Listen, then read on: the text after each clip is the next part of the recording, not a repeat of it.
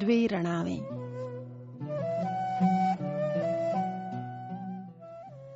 ونو یو وخت وی خزي چې نیرو نومیده د یو نامتو صوفي د لیدو په تمه چې د پوهې اوازې تر لرې لرې ځایونو پورې رسېدلې وه اوږد سفر پیل کړ. نیرو ته د صوفي په کلي کې ویل شوي و چې هغه اوس له کلي ګوښه شوی په غره کې اوسي. که څه هم د ماښام تیارې وزر خپاره کړي وو، خو هغه د صوفي لیدو ته بې صبره وه. کلیوالو په غره کې رڼا ته لاس ونیوه او صوفي ته د رسېدو لاره یې ور وښوده.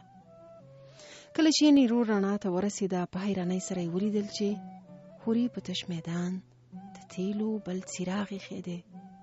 پتنګان ترې تاو راتاو کېږي، د صوفي درک نشته. نیرو شاوخوا سترګې وغړولې.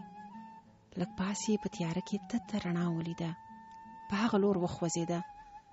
که ګوري چې صوفي د شمعې کمزورې رڼا ته کتاب لولي. دی ورته وویل ولې دې د څراغ تیزه رڼا پتنګانو ته پرېښې ده او ته د ډیوې تتې رڼا ته ناست یې؟ صوفي ورته وویل دوی چې هغه تیزه رڼا وویني دې تتې رڼا ته نه راځي او زما د کتاب په مشغوله غرض نه کوي.